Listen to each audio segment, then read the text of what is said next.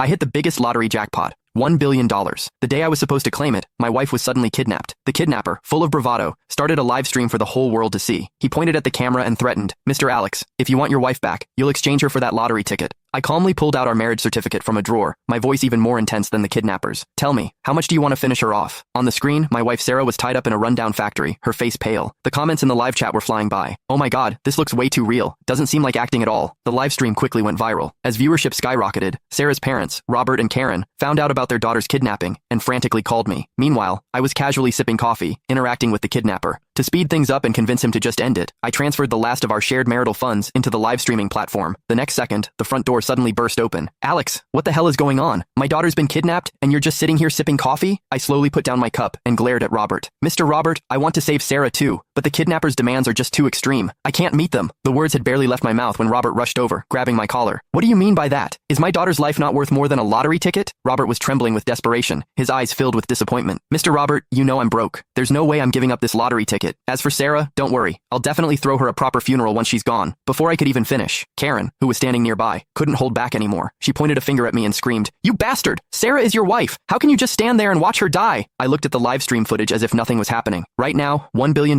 is definitely more important to me than your daughter's life. Just then, in the live stream, Sarah yelled my name at the screen. "Alex, I'm pregnant. If you don't want 2 lives lost, hand over that lottery ticket now." At her words, the comments exploded again. "What? They're kidnapping a pregnant woman? That's absolutely sick. Ugh, this poor woman. It's been so long, and her husband still hasn't done anything." Exactly. Money can be earned back, but if you lose your life, you really lose everything. As the live stream comments kept flooding in, the kidnapper grew visibly excited. He held up his phone with one hand, while the other grabbed Sarah's hair and forced her to the ground. A heart-wrenching scream for help immediately echoed through the video. "Honey, save me!" Sarah struggled to lift her head, her gaze fixed on the screen, tears still glistening in her eyes. The live stream audience was horrified by the scene, frantically pulling out their phones to call the police. Karen, seeing her daughter's miserable state on screen, stumbled and nearly fainted beside me. "Alex, did you hear that? My daughter is pregnant." I quirked an eyebrow. "So what if it's a kid? Once I claim my prize, countless women across the country will be lining up to have my babies." After a few more screams, the kidnapper's eyes were blazing red as he stared at the screen. "Mr. Alex, I'm giving you 1 hour to decide. Money or your wife and child." Mid-sentence, he suddenly grinned. "Oh, and I should warn you, I'm not a very patient man. Every 10 minutes, I'll chop off one of your wife's fingers until she bleeds to death." I sighed softly at my phone screen. "Don't bother with the fingers. Just go straight for the head. There's no way I'm giving you that lottery ticket. Forget about it." I turned to Robert and Karen. "I don't think you two need to worry too much. The police might have already located the kidnapper by now. Even though the live stream's IP address showed it was outside the country, the police might still find him." But Robert slammed his hand on the table. "Alex, everything you have now, you owe to our family. What right do you have not to save my daughter?" He wasn't wrong. The Roberts weren't super rich, but they were far better off than me, a guy who came from humble beginnings.